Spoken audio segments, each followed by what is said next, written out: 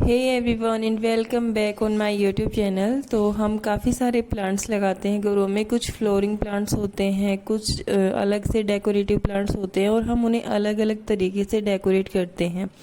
जैसे कि मॉस रोज़ होता है, जिसे हम 9 o'clock भी कहते हैं, तुलसी प्लांट होता है और भी काफ़ी सारे प्लांट्स होते हैं। तो ऐसे ही एक होता है जेड प्लांट। तो जेड प्लांट को हम ज़्यादातर टोपेरी शेप्स बनाते हैं और बेल की तरह से, जैसे छोटी छोटी बेलदार इसकी जो है ब्रांचेस निकलती हैं, तो इससे जो है हम इसकी काफ़ी सारी शेप्स दे सकते हैं, इसकी टोपेरीज बना सकते हैं काफ़ी सुंदर सुंदर, जैसा कि आप वीडियो में देख रहे हैं।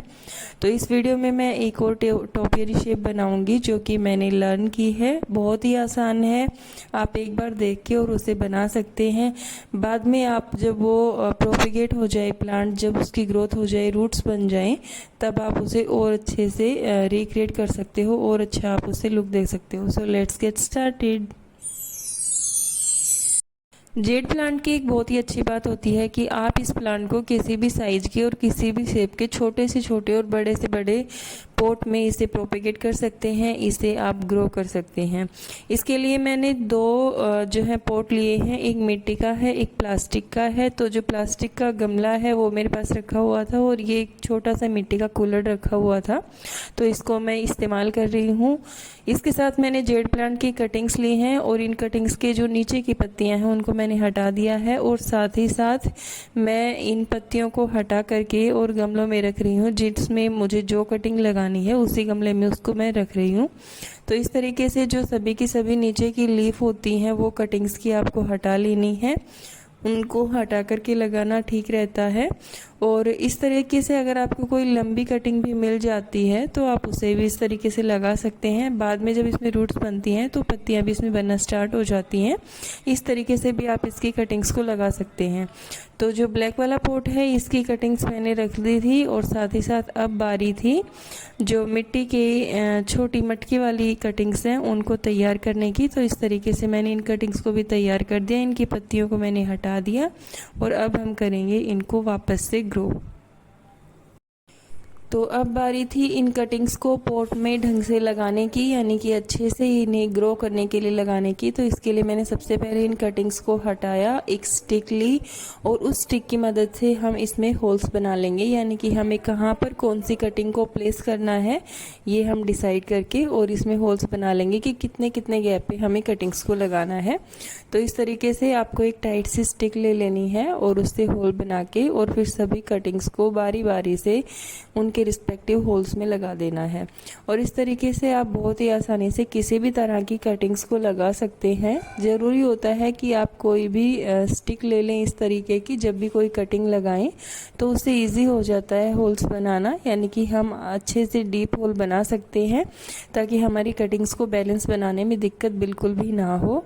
और इसके लिए आप कोई भी, जैसे पेन का, पेंसिल का भी इस्तेमाल कर सकते हैं। मैंने एक लकड़ी का छोटा सा टुकड़ा लिया था और इसके अलावा और भी काफ़ी सारी चीज़ें हैं जो हम इसमें इस्तेमाल कर सकते हैं। सो एक पोर्ट का काम फिनिश हो गया था, दूसरे पोर्ट में मुझे सेम यही होल्स बना करके और फिर कटिंग्स को प्लेस करना था कि कहाँ कहाँ पर कितने गैप के ऊपर कितने सेपरेशन पे मुझे इन कटिंग्स को लगाना है। तो इस तरीके से थोड़ा और ज़्यादा आसान हो जाता है कटिंग्स को ग्रो करना। तो अब बारी है इनको बांधने की। तो इस प्लांट को टाई करने के लिए हम इस्तेमाल करेंगे एक धागा, और इसको टाई करना इसलिए ज़रूरी है, यानी इतना ज़्यादा ज़रूरी भी नहीं है, लेकिन इससे क्या होता है कि जब ये अच्छे से प्रोपेगेट हो जाता है, यानी कि इसमें नई लीफ आना स्टार्ट हो जाती हैं और जब हमारा प्लांट घना हो जाता है तो इसको शेप देने में दिक्कत नहीं आती है। जैसे कि मान लीजिए हमें बॉल शेप देना है, इसे राउंड शेप देना है, या फिर हम जिसे हेमिस्फेरिकल शेप भी बोल सकते हैं, तो वो भी अगर हमें देना है तो वो देने में काफ़ी ज़्यादा आसानी हो जाती है।